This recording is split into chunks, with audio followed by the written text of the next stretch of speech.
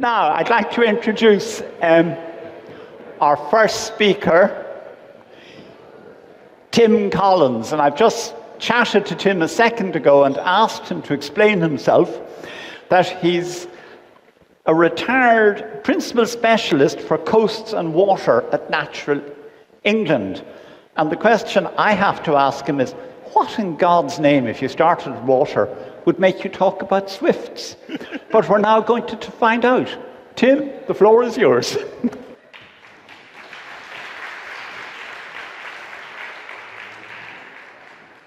Right, can everybody hear me okay? Good afternoon, conference. Some of you, as you will see, this is a sort of follow-up to a presentation I've given before, but it's setting out to explain, what you can learn from studying your own swifts, a bit about the history of the colony, what we recorded, and then a rather amateur, perhaps, examination of the results and some comparisons with what's happening elsewhere, and a few conclusions to round off. And I suppose just to answer the question about why am I talking, having worked on coasts and flood management, well, I suppose I ended up working in an office in the middle of the country, quite a long way from the seaside. And we lived in a house where we ended up with swifts nesting. So, and being, trained in ecology, I suppose we couldn't help but be fascinated by what unfolded. So there you go. Right. So to kick off, as I say, when I first spoke about our colony at the Cambridge meeting 12 years ago, and at that time we'd had 49 nesting attempts and raised almost 100 chicks. 10 years, or when we met in Segovia, 8 years later, we'd had 203 nesting attempts and fledged 463 chicks. And by the end of last season, we've had over 300 nesting attempts and raised almost 700 chicks. So, there's a lot more data compared to when I spoke 4 years ago. So, a little, plenty to talk about. So, just a quick bit of background, and some of you will have seen these introductory slides, but the detail that follows on is different. A map of Britain and Ireland, and we live pretty much in the middle of the country. And what makes our colony special, and I think relates to some of the results I'll talk about shortly, is the fact that we live close to the largest reservoir in southern England. It's, I forget the exact dimensions, but it's sort of 8 kilometers long and 4 kilometers wide at its widest. And it provides, it's clean water, and if you go up there in bad weather, it has huge numbers of swifts. Well, not huge, large numbers of swifts flying around, hundreds rather than thousands. And we live in a relatively modern house, 1975, quite badly, relatively poorly built. And this is the north side of the house, and you'll see another picture of the north side of the house as it is today. This was a few years back. And all of our swifts are actually in nest boxes. And we ended up putting up nest boxes because we had prospecting swifts visit us, and we thought if we'd had a nest box up, they would have gone in it. So we put a nest box up the next day, or I bought a plank of wood and made one very quickly. And of course, we never saw swifts for 2 years. And then then they actually found their own way back. We haven't used coolers at all. So this is the south side of the house, and the boxes are tucked under the eaves, and they're all bottom entry boxes for those that are interested in such things. So we've got 6 boxes. It's those middle 2 boxes between the windows that were the first ones. And they got occupied. We started with 1 box. That was occupied. We added some more, and it developed like that. So we put some boxes up on the west side of the house. And as they filled up, we moved to the east side of the house and put up some more. and then they filled up, and then our neighbours very kindly let us put boxes up on their gable end too. So we've ended up with a total of 26 boxes. Now, when we first set off, we don't have cameras. I'm not going to explain why, but it's one of those projects I've not got round to. We don't have cameras, so in order to monitor what was happening in the boxes, we had the bottom entry boxes, and then we spent a lot of time looking. And if you looked for long enough, you would see a chick start to look out, and if you kept looking, you might actually get to the point where you could see you had 3 chicks within the nest box, and we've gone on. My partner also was trained in ecology, so it sort of seemed natural to us to keep notes of everything we saw, and we've got records from the outcome of every single breeding attempt since 2004.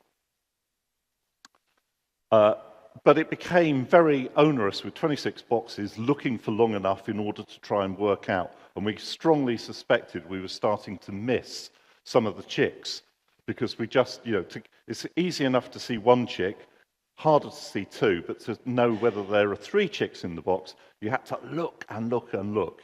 So we eventually switched, and we now have a little endoscope type camera. We stick on some collapsible mist net poles, and you can put it into the box, and you get some pretty reasonable images of what's happening inside the box. And sometimes you have to go back again because the chicks all crush up at the far end of the box. But you can see here we've clearly got 3 chicks in this box. So we've got all those records. So what does it tell us? Well, so this is a graph showing the available nest boxes. We started off with 2. We've kept adding as the boxes filled up, and you can see that. Well, effectively since COVID, and a little bit before, we added a couple more boxes over in the COVID years, but we've been very stable pretty much since 2016, 17. So that's available boxes each year, and we've been very successful at getting swifts, and you can see the occupation line pretty much follows the availability line, with just a slight lag. And then actually, obviously, not every occupied box, some of the boxes, we counted boxes that were sort of where a pair of birds were going in and out from mid-June as occupied. And if they occupy that late, as most of you are aware, they may well not breed. So the green line now shows breeding attempts, and you can see that it's slightly behind the occupation line. And we've had several years with 25 breeding attempts, and as you can see, last year all 26 boxes were occupied.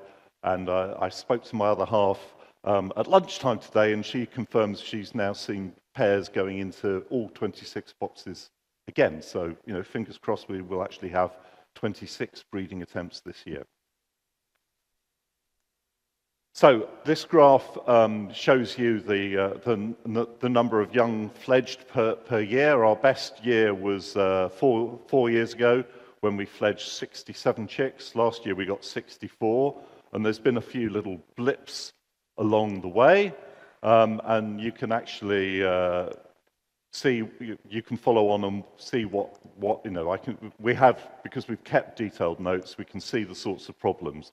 It's been bad weather initially, and then more recently we had problems with a sparrowhawk, and we actually had 4 pairs fail to raise any young at all, and we came back from holiday to find not a plucking post, but piles of swift feathers in several places on our back lawn. But I will come back to the sparrowhawk later. And then last year, though we had like this year, we had a late return, we had lots of fights, and we found many broken eggs below boxes. Well, that was 2 years ago. Last year was pretty much normal, and we had no evidence of sparrowhawk predation either. So, annual productivity. I think one of I didn't realize how well we were doing, but you can see that we've had, pretty much almost every year we've been above 2 chicks fledged per nesting attempt. And if you go back to 2015, which is this dot up here, we have miraculously actually managed to fledge more than 3 chicks per pair, but I'll come back to that one shortly. So the annual productivity from all of our nesting attempts amounts to 2.3 chicks per nesting attempt. And there's been a step change in productivity, perhaps as you'd expect. Newly occupied boxes are relatively inexperienced birds. So taking the first 10 years of breeding, we had 1.9 chicks raised per nesting attempt, and then obviously we've had more experienced, or I'm assuming or theorizing we've had more experienced birds, and actually over the last 12 years it comes out at 2.4 chicks per nesting attempt. So how does that compare to other colonies? So we've got, if you go back and look at the original papers from, I will wait a second. The original studies from the Swifts in Natal, that was around 1.3 young per nesting attempt. More recently, they've had 1.5. And these figures I collected in 2023, so there's maybe some changes since. This is a site near Cambridge that has had 1.9 young. And some more here. Chris, these were figures I think Linda sent me back in 2023, so I think slightly, you've obviously improved from your talk yesterday, and you're now at 1.8, I think you said, or yes. Anyway, so and if you take if you look at that, the mean from those 8 colonies, it's 1.9 chicks per nesting attempt. So our 2.4 is significantly above that. I did actually try, for those that know, the British Trust for Ornithology, who is the best body at collecting all of this data, runs a thing called the Nest Record Scheme. And I did actually start looking at all their data, but a lot of the nest records that they have don't, they record the number of eggs, but it doesn't actually tell you the outcome of many of the records, so you don't know actually how many chicks have fledged. So it was quite challenging to analyze their data. So what were the outcomes of our nesting attempts? Well, here you can see, there was a number of failed, a small number raised a single chick, and then pretty much even between raising 2 and raising 3. But what turns out to be unusual for our colony is that we've had 8 successful broods of 4 fledged by our own birds. And interestingly, I'm picking up on James's talk. I'm not going to talk about them being the same pairs, but those 8 successful attempts have come from 4 different nest boxes. And indeed, in one nest box, they were successful in fledging 4 chicks 3 successive years. So, and if I had to put money on it, I'm assuming it's the same pair that were just, pretty on the ball, and they had the right weather and got those chicks off.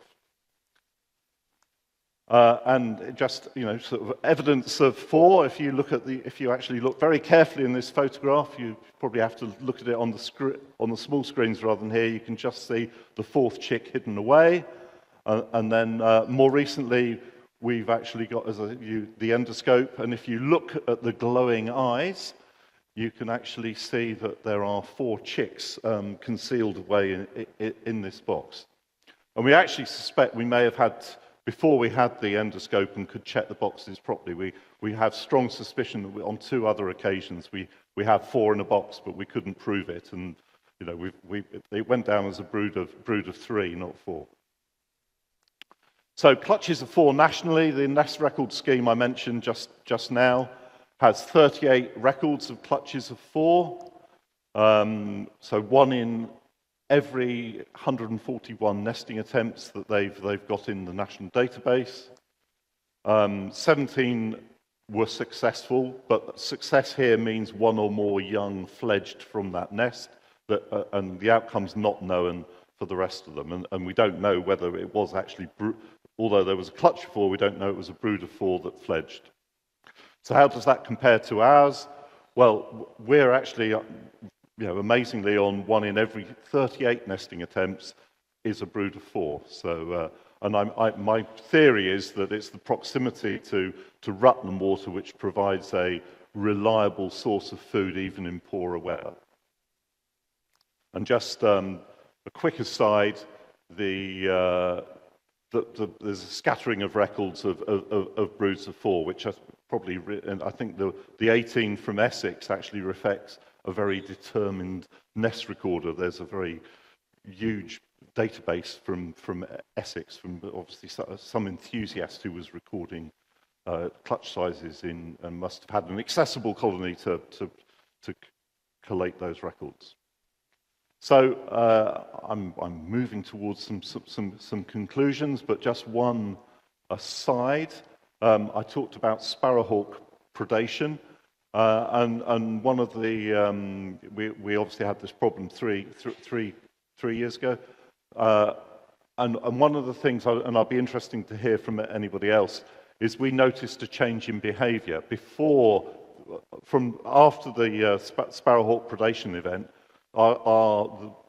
The adults coming back to the nest changed behaviour. They used to come in pretty much singly, but because we spend a lot of time in our back garden looking up, we saw that actually when birds we'd get a circling number of adults, and then very abruptly, somewhere between, 3 and 8 birds would all come pretty much simultaneously into our nests. It was very marked, from our perspective, marked change of behaviour. I've mentioned this to a couple of people over the last 2 days, and apparently other people already have that happening, but for us it was a definite shift in behaviour, and you can theorise that it's a sort of anti-predator mechanism, because it allows birds to, collectively identify whether there is a sparrowhawk present, and perhaps confuse the sparrowhawk by all coming in and crisscrossing at the last moment. So, new boxes. We've actually, having been stable for so long, for this year, we now have 9 more nest sites. But no news. We don't actually, because a lot of our swifts actually only came back last week, mirroring what James was talking about. But we've actually changed the house. We have built an extension. My partner has some accessibility needs, so we've needed to extend the house to put in a lift, and that's enabled us. If you look at the new front gable end, we actually have 6 S bricks that have all been faced with the bricks we used to build the house, and you can actually see the cooler system that's been set up since Wednesday last week. And so we're playing calls, but we haven't actually got that many prospecting birds about yet. So we're optimistic about those being occupied, or at least some of them occupied this year. And at the side of the house, we've actually got 3. I should have got a picture on a less sunny day, but you can see we've put in 3 soffit boxes so that are built in. And so yeah, we're looking forward to seeing what happens. And just to wrap up, so our conclusions: bottom opening boxes work well where we are. I know people are a bit, are they any good? But they work really well for us. We think our population has been limited by nest site availability. We put up more boxes, they get occupied. We're completely full at the moment, so I suppose the proof of this will be what happens this year. We have very high productivity for the established colony, and we think that's linked to the presence near of Rutland water. The poor productivity fairly obviously linked to weather events and predation rather than something else. And finally, we seemingly have an exceptional number of broods of 4, and I'm assuming that's actually because we have high quality feeding available to the birds when they first return. You know, I mean, other sites may have high quality feeding when they have chicks, but clearly we must have good feeding available when the birds are actually trying to put on weight to lay eggs. And that is a conclusion. Thank you. Wonderful. Thank you very much. Still thinking better off.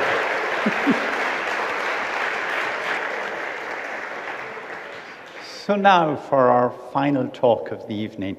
Rick Wortelboer is going to speak to us again, and he'd made the point that he'd already been introduced, but he let slip about 10 minutes ago that he also started out as an aquatic ecologist. So I'm beginning to feel not wanted. Well, starting is a big word, but I started as a youngster of 12 years old by making nest boxes for tits and whatever, and hanging them up in a conference center nearby, and controlling, etc. So later on, I only started to be really interested in swifts when they came banging at our house, looking for something, and then I thought, okay, let's see what they need. So it ended up then in unsuccessful nesting attempts under the roofs, under the tiles, and later on successful nesting in nest boxes on the north side. So I'm going to tell something more about temperature. Like I did this morning, we've had some readings in several sites during the last, 7 years, from me and from other people. But what is the point? Well, chicks have a chance to die after fightings and late arrivals, and eggs and sometimes young may be thrown out, and before they fledge, and well, they can be predated by all kinds of predators, like we heard before on other swifts as well. But in between, there's temperature, probably the most, the biggest risk of dying for the chicks. And I will go into for how does it work and what to avoid, what we have learned. So, if you have an internal nest box, temperature inside the box is a result of the heat balance. And the heat balance can be heat coming in from direct sunlight, but it can also be reflected by thermal radiation from the ground or objects next to it where the sun is shining on. And from the inside, you have exchange within the construction. On a warm day with a nest box inside, you have the heat radiated from outside, and this can be conducted to the whole construction of the box. It will radiate to what's inside the box, and that can be these chicks. On a cold day, however, chicks are generally warmer when it's only 15 degrees outside, so they radiate heat, and through conduction, the heat can go outside as well. The box itself may radiate, or the construction may radiate the heat to the air. There's factors that influence this heat balance also, and that is from the outside, how much reflection is there, how much of this solar energy is coming into the construction. So reflection depends on the color, and the conduction, which is transferred inside the construction, depends on what the material is the box is made of. So I put some data next to each other. Steel, iron, if used, it's mostly in the thickness of 0.3 millimeter or less, and wood and fiber cement is almost mostly in 1.5, 1.8, sometimes 2 centimeters thickness.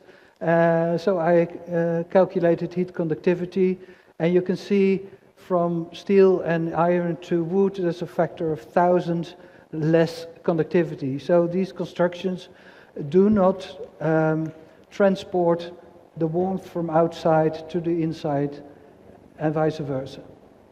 So this is something, an important factor in the heat balance from within a nest box. What about insulation? Well, you have also heat radiation into the cavity if you have no isolation, but if you have insulation, then there's no heat radiation into the insulation because it goes no further. And what you might end up with is that you have no insulation cavity in between the walls, and that the heat is through convection going upward. So on the top there's a lot of heat inside the construction, whereas in the insulation option there's a more stable temperature over the whole from bottom to top. Well, if we place our Swift boxes on the top of the walls, which we normally do, you see that the heat over there from inside may be higher than the heat in an insulated house. So, something to be aware of. I have a few cases which illustrate this. There was a warehouse in Utrecht that was renovated, and before the renovation they counted the nests, and they had 73 nests on all sides of the building. Let's see here. Here is the old construction, and along all the sides, nesting places were in little crevices, etc. And so they wanted to renovate this, and of course the legal guy said, well, you need to compensate this by building new nest boxes. So the construction was changed, and they calculated, the legal guys, that if you have 73 times a factor of 5, you need, well, almost 350 nest boxes. So that's a problem, because there was no space on the sides. So they said, well, we have a kind of a battery of Swift boxes on the sides, and while the north side isn't enough, we'll put them on the west side and the south side and the east side as well. And there were complaints by Swift people that, well, this might not work with all the sunshine over there, so you need to place a sunscreen above them. But as you see, the sunscreen is only working for the topmost row of these boxes. Well, these are temperatures from the west side, which were measured by an engineering bureau, and you see the solar radiation going up, and you see on the inside the temperatures are rising above 50 degrees, 56 degrees. But you also see that the outside temperature rises above 50 degrees.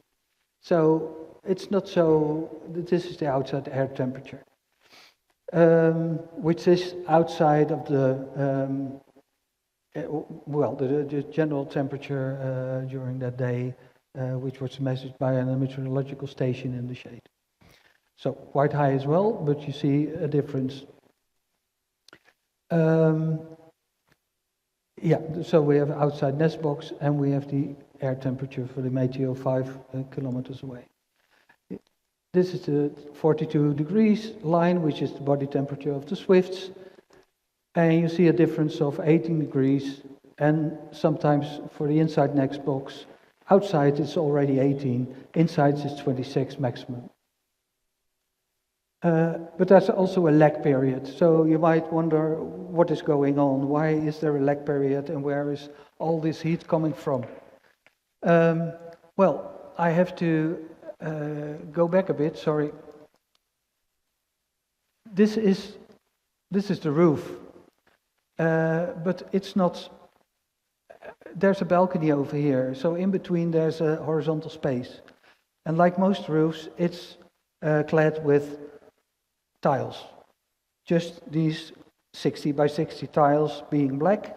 So all these tiles are accumulating heat during the day, and then they start off giving the heat later on in the evening. So especially as the western side, which is exposed from, 11 o'clock or something like that in the AM, then it's exposed and it's warming up, and it's later on giving the warmth up to the construction. And apparently this construction that has been chosen is transporting the heat inside as well. Okay, there's a church in Oostenrijk, in the Netherlands as well. They have some openings. You can see here, and at the other side there are openings as well. This is not the main tower of the church. They got permission to build in these swift chambers. They're, I think, something like 2, 6, 12 over this side, 24 the other side. They put in cameras, and last year I asked to be involved in monitoring one of these sites, but on the first of one of these boxes. But the 1st and 2nd of July in 2025, last year, it was very hot. We had a very hot spell with 38.5 degrees Celsius in the shade. So in this part of the country, there were no temperature measurements taken, but the cameras registered massive death of the young. This is what was registered. There were dead young found in the nest boxes itself, and others they fledged. Well, what is fledging? Is it fledging when you're only 16 to 20 days old? So it's more jumping out, getting rid of the heat. And in fact, we can for surely say that one has been fledged successfully, and other ones are question marks or just death as well. And what is, what is being the problem here is that these were the ventilation holes of this tower, and they're closed up now. And the warmth is still, the sun is still shining on the roof. So this attic, you can say, is warming up. So the warmth is coming from outside and from the inside. It has nowhere else to go. And the chicks, especially the older ones, which have feathers, they're just dying off massively. I think there were a few very old. Yeah, there were a few eggs in one nest, and there were a few young in another nest, and they survived. So there were probably 6 successfully fledging young that year. The other thing, I was talking about this morning, temperature under the roofs measured in Groningen, in the north of the country. We use this model of the exposure and slope index to get grip on the data that were measured. And another where I measured temperatures was in Julianadorp at the seaside. It was a place under the roofs where they had nests both at the south and at the north side. And you've seen this picture before, and it looks lovely, and these young are peeping out. But what you see over here is a block.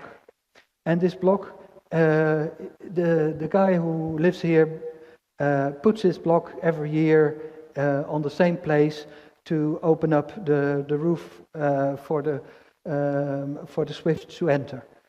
But what it also does, it increases the ventilation under the roof. And he has a few of these places where they can breed. But not it's during during warm spells, it's not enough.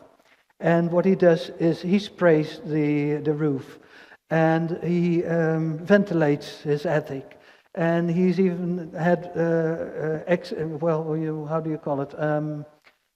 Chambers for rescue, that they can crawl in the attic if it's too warm. It's too warm under the roof. In 2025, it was too hot for all nests, both on the north, both on the south. In the years before, it went okay. Julianadorp is a seaside, there's a lot of wind, so if there's enough ventilation under the roof, it may work for a number of years. And this is what we measured. We measured in 2021. Sorry, I didn't have measurements from 2025, alas, because that's what a lot of us are looking. What is the critical temperature? We don't know still. But these, you can see that the outside here is warming as well, and the attic is the attic is warming up quite substantially. Not above 40 degrees, but still it's warm inside. So here a maximum of 16 degrees is measured. In Wolfheze, I put temperature loggers in nest boxes. This is a photo of the white painted nest boxes on the wall. Here's a triangle of another 10 boxes. And not on this photo, but I asked to include a brown nest box here as well. And the funny thing is that there's white nest boxes here with an extra insulation on top of the roofs and without them.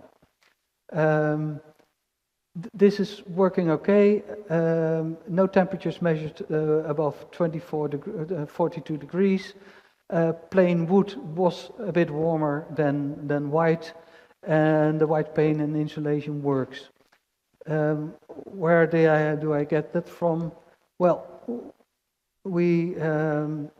I made a graph of the sunshine in intensity total during the day, and the difference in temperature from the brown nest box, and this is the white painted one without insulation, and this is the white painted one with insulation. I'm sorry that it's in Dutch here. So white paint is up to 4 degrees cooler than a brown box, and white paint plus insulation was, in this case, 6 degrees cooler than a brown box. And 2025, all young fledged successfully. That is, no dead young were found inside the boxes. I must be honest to say they didn't watch all the fledglings go. So, and they had no cameras up here, so they don't know if there were fledglings flying early, but they didn't find any dead young in the vicinity. Well, last year we were sent a paper by Ulrich, and there was temperature measurements done in inside boxes and outside boxes. And surprisingly, built-in boxes showed higher temperatures. The only thing I can explain that is that, well, probably the color, but maybe also the attic that gets very warm. It looks like an old roof, might not be insulated inside. So this is a warning that if you do inside boxes, beware of the temperatures inside. So in summary, in roofs, well, they get too high, and during warmer sunny weather, there's loss of young. Built-in nest boxes, if in direct sunlight, loss of young is to be expected. we should use materials that do not conduct heat from outside to inside, and watch out also for the convection inside hollow walls that we normally don't take into account. Otherwise, if ventilation behind the nest boxes is okay, or the insulation is present, no serious problems might be expected. And in all cases, I would like to advise, place boxes outside of direct sunlight. You won't know what the temperature will be next year, and we have a tendency that the summers will get warmer. So we might just be in a riskful situation that we have nests now that are not fit for purpose in the few years. So painting may help, and if we did measurements in external nest boxes under the eaves, and if they're not in direct sunlight, the inside temperature never reaches 38 degrees. Well, although on these exceptional days that the outside temperature is 38 degrees. So, but what about other countries? And I said something like this before. When we have to nurture so many young in rehab, yes, sorry, 1 minute please. We need more climate-proof nesting.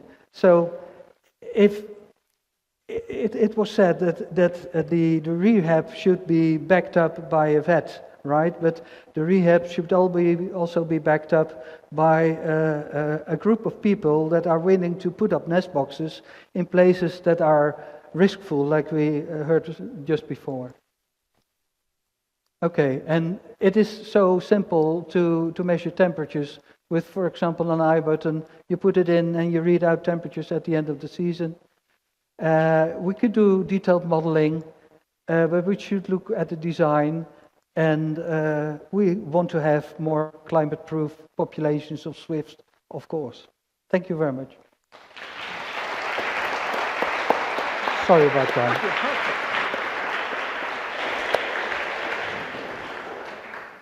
So, 2 more very interesting presentations. I'll finish up by publicizing a brand new observation, which was that last Tuesday, on Loch Cara, a biggish lake just to the south of here. Sabina and myself were amazed to see 30 or 40 swifts feeding over the lake, but when we reported to headquarters, we were told that rarely if ever happens. So we've still a lot to learn about what drives swifts and doesn't. But I think the whole business of swifts following fronts rings oceanographic bells in my head, but that's probably to be discussed over a pint. Thank you very much.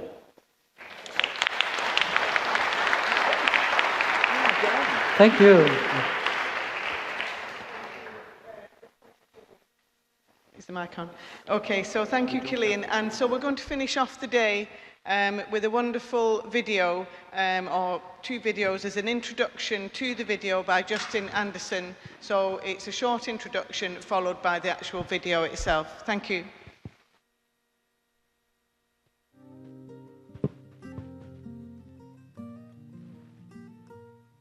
Hello to everyone at the 8th International Swift Conference in the beautiful county of Mayo.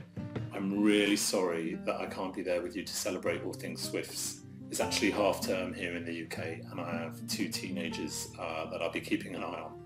I want to pass on a special thanks to Mark and Jane at Bristol Swifts for hosting our filming of the wild birds, and to all the Swift rehabbers across the UK for sending in their incredible release moments for our ending. Of course, the biggest thank you goes to Louise Bentley, who allowed us to tell her story and that of the Swifts in her care. Thanks for everything, Louise. We think you're amazing. The film's not for profit and aims to raise awareness of the plight of Swifts here in the UK. It's accompanied by a website with lots of links and advice for positive action we can all take to help Swifts. There's also a donate button where our audiences can contribute to a new Swift fund set up to help support community swift conservation and rehabbers all across the UK. If you enjoy watching the film, please consider sharing it amongst your colleagues, friends and family, and encourage others to donate to the cause. You can do so by scanning the QR code here, which also appears at the end of the film. The film is freely available for schools, Swift groups and community conservation groups to host their own viewing, so do reach out via the email on our website if you're interested. That's it, just to say one final thank you to Louise and the host of this conference for finding a space to show our film. I really hope you enjoy it. Thank you.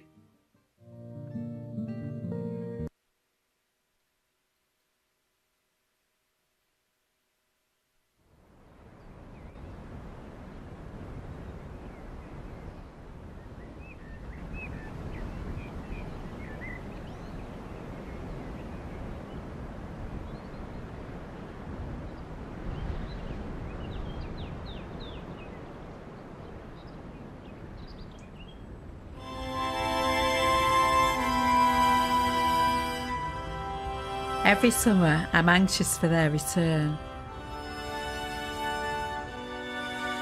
Watching the skies, waiting.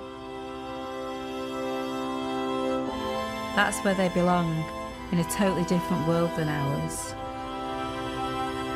But sometimes they do fall, and when they do, they can need help to return to the skies again. Swifts mean everything to me. If I wasn't helping them, I think I'd be quite depressed about the state of nature. But I found a way to channel positive energy.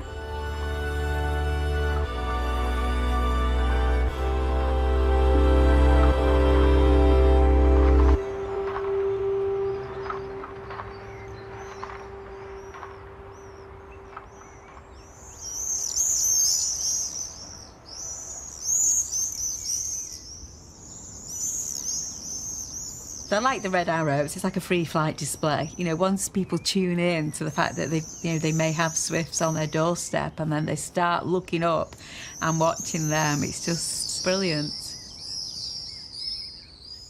Swifts are part of the season of summer, and it's anticipation of their arrival, and seeing your first swift and then seeing the numbers build, and then on a really nice warm evening when they get really crazy and get really excited around the colonies, and they start screeching around the rooftops, and it's just, you know, joyous.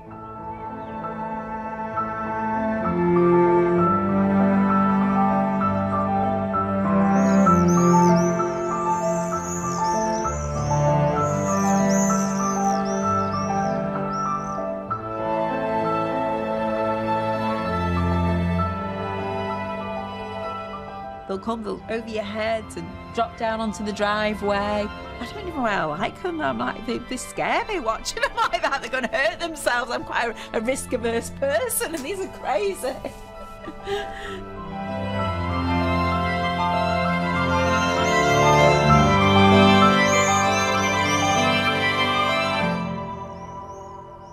The incredible thing about swifts is they're non-stop birds. They're forever flying. They're forever in the sky, so you'll never see them perched on wires like, you know, we see the swallows and the house martins perched and they all join up before they migrate together. Swifts, no. Swifts completely different. You know, they sleep in the sky.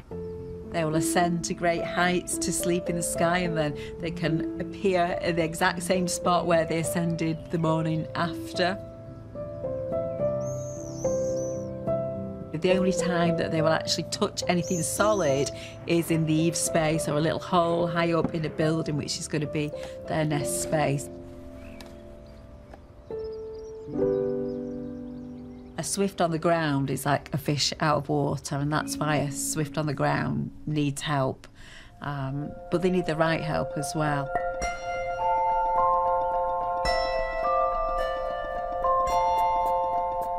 I start rehabbing swifts at the beginning of May. It starts with the grounded adult swifts that come in first, and then it's later in the season you will get the grounded chicks falling from nests.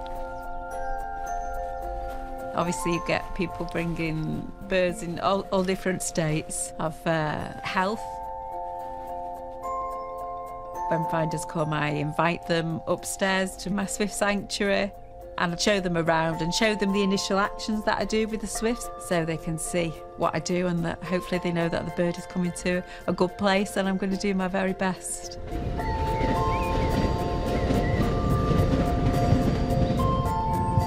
I'll get up around 6 o'clock and then start looking after the birds from about 6:30. Look at you, darling. You're not eating quite as well now, are you? First important job in the morning is I will weigh them all because I want to see if they made good weight gain the previous day so that I know I've given them the correct volume of food, because a young bird that's growing is not putting on weight, then that would be an issue. Do we want any food? That's the question. We're getting to that age. Diet is absolutely crucial. Obviously swifts are insectivores, so having an insect-based diet and quite high volumes of food they require as well. Yeah, is that good? I'm feeding the birds about every 2 hours. Sometimes it could be every 90 minutes. Enjoy that? I might have 20 to 40 birds in my care, and each one of them is getting some individual attention and hands-on feeding. A little bit of a tricky beak opener, aren't you? You're a little bit of a wriggler. It can take me an hour to an hour and a half occasionally at peak to feed them, and then sort of got very short turnaround time then, sometimes about 20 minutes before I have to start preparing for the next feed. And that goes on throughout the day, sort of starting at 6:30 till about 9 at night. Although I might have a bird that's critical, that I'm going to keep giving them some critical care feeding or hydration until about midnight. Is that good?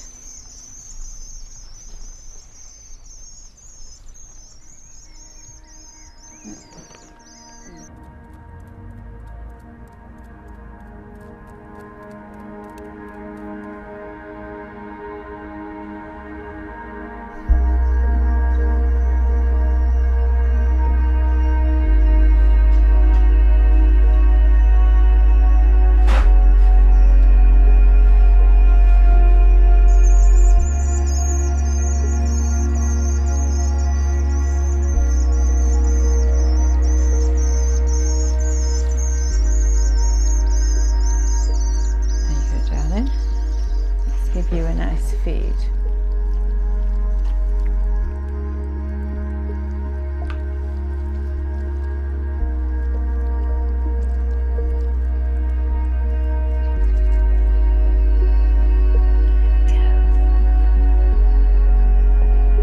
Lots of things that could go wrong with swifts. Historically, they have not particularly done well being cared for in captivity. Outcomes have been quite low for them. But now there's quite a science has been developed around the care of swifts, about what works best in terms of housing and diet. For example, you would never keep them in a cage. And a lot of people don't know that. I think, well, found a bird, oh, we've got a little cage, you know. But that would absolutely shred their primary wing feathers, and then they wouldn't be able to make that all-important migration. It's not overhandling the birds as well. You don't want wild birds to become tame.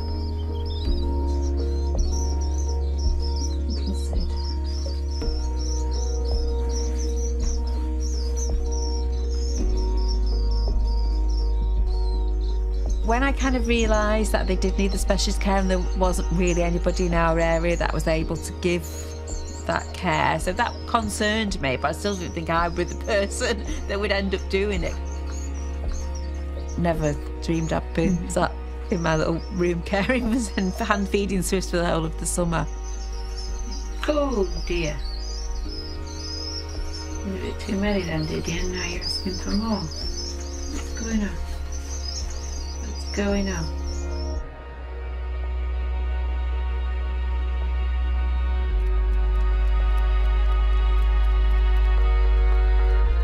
Sometimes at night the swifts outside in our boxes seem to sleep.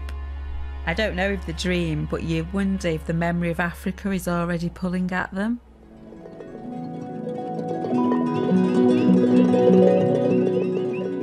imagine the amazing things they might see.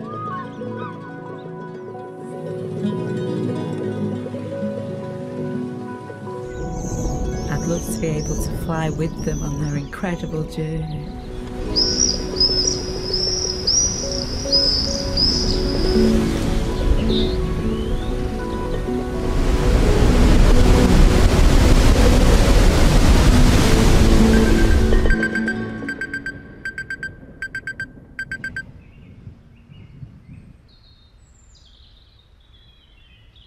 I make her meals, 3 meals a day usually.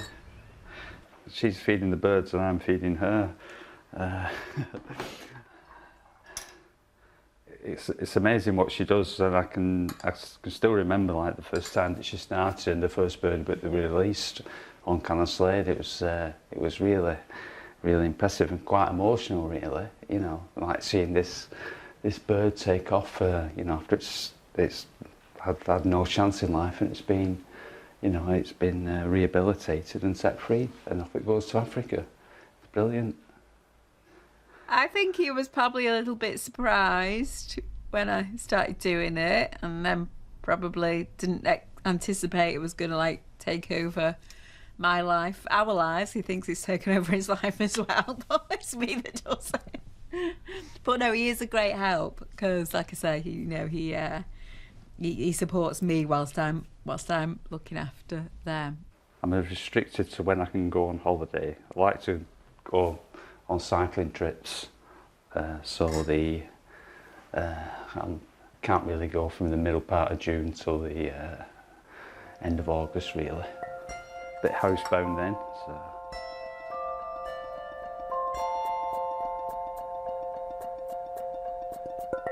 Well, it doesn't mean he can concentrate on going out on his cycling then every day and leave me to get on with caring for the swifts, which he loves. That's his thing. Loves being out on the bike.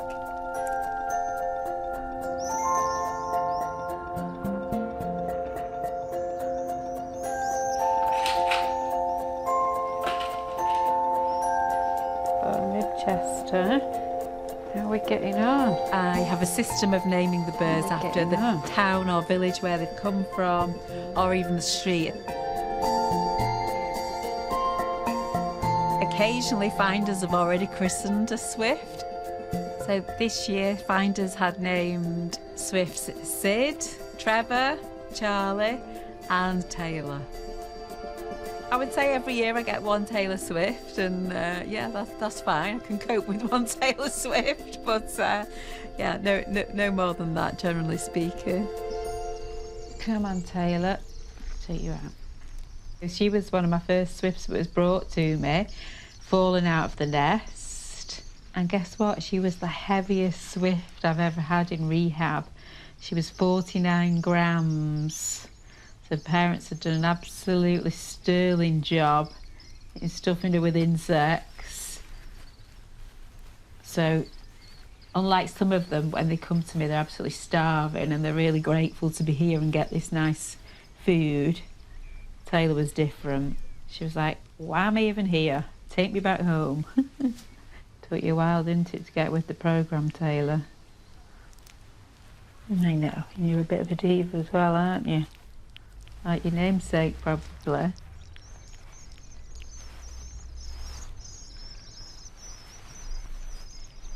Hello, little Babs. Poor Babs was the complete opposite. So she'd not been fed for a long time by her parents when she fell out of the nest.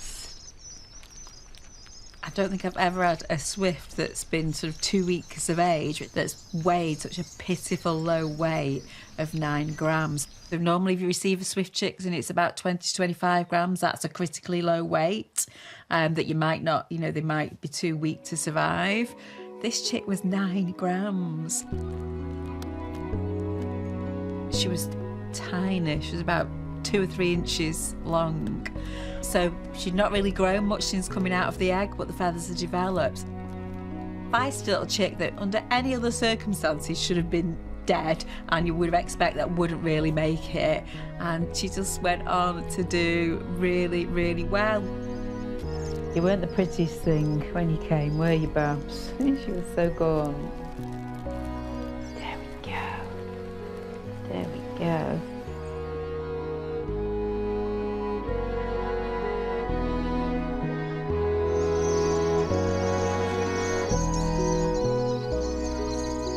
Hi guys, you hungry? Occasionally you'll get birds that have got fractures. You will never get the healing right for like a wing bone fracture, or they have fractures around their clavicular or the coracoid, and that, you know, they'll never fly. They will never fly like a normal swift. They will never be able to make the migration. Come here, sweet pea. Let's give you a nice feed. Sadly, you can't save every bird, and you've got to be able to accept that and then move on to deal with the birds that are still in your care. And be, darling. And waxy.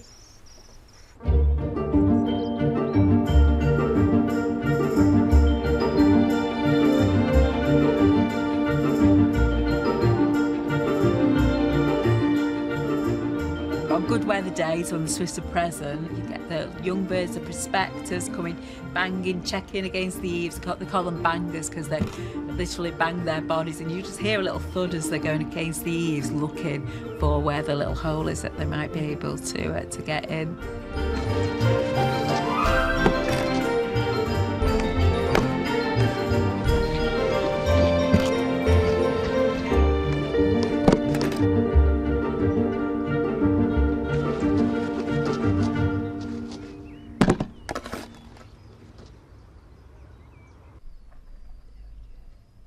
When a swift chick is nearing the age when it would fledge from the nest, which is about 42 days, I often see in them a change in their behaviour. There you go, darling. They change, first of all, from being really, really happy wings, happy to see me, really excited about getting their food, to like a really serious, focused bird that's got no interest in the food and just wants to gaze outside. They're just completely focused. They've got that hard stare on the outside world, and they're just like gone from a little happy baby to a serious swift with places to go. Put Trevor, our baby, too. Let's do your wing. Also, I'm looking for their wing lengths. I'm looking for approaching 16 centimetres from shoulder to tip. Yeah, you're a definite 15. And all primary wing feathers out of their sheaths. That's another thing. There's a number of signs put together, and I know, yeah, I think you're ready, and I'll give you a try.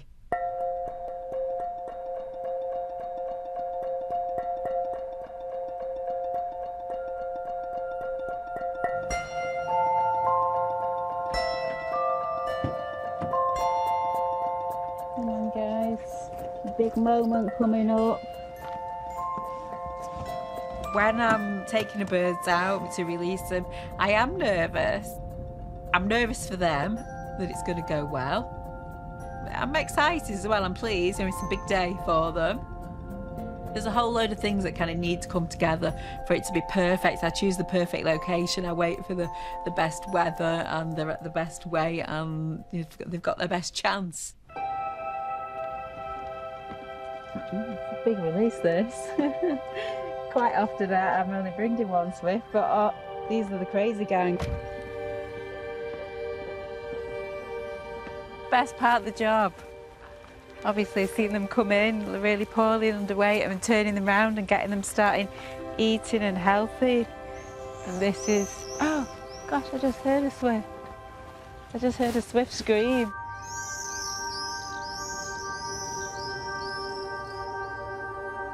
I really, really want to go. So I'm just going to put my hands out and then let them get some height, and I'm just going to let them go. Hey, darling, you're dying to go, aren't you? It's wonderful to see them go. I never fail to be like in awe of, wow, they've gone. It's really joyful and wonderful to see them, and especially when they do circle back and come over your head, as they occasionally do, and that's quite magical. I think, yeah, we've done it. Bye-bye, sweetheart.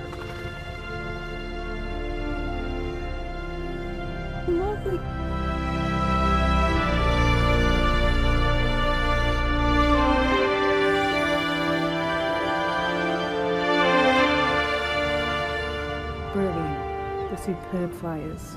It's a little bit sad in a way because they're leaving, they're all going, because it's not just my chicks that are going, all the swifts from the colonies have gone and it's the end of summer, and you know, that first day after I've released my last one. Yeah, I'm feeling a little bit lost. I miss them, but I wouldn't want it any other way because that's what I'm doing it for, so they can go and be free and be swifts and migrate to Africa. So yeah, that's just part of the normal order of things, isn't it?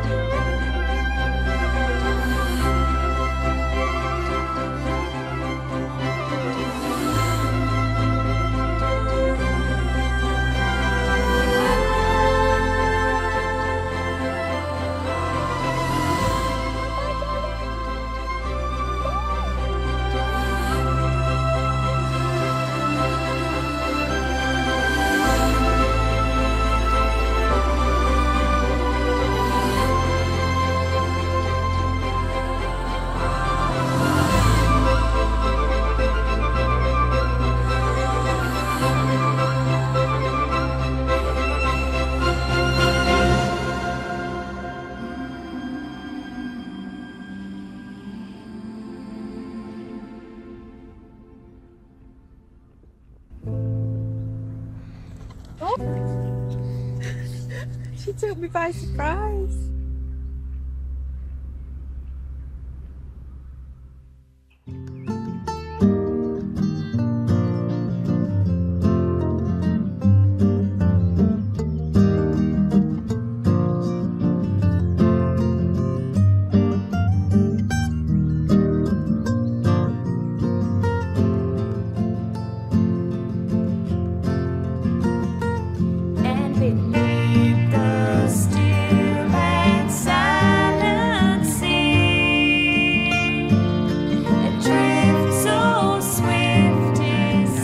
Breathtaking, that video, and Louise had to leave because she said she couldn't watch herself on the video.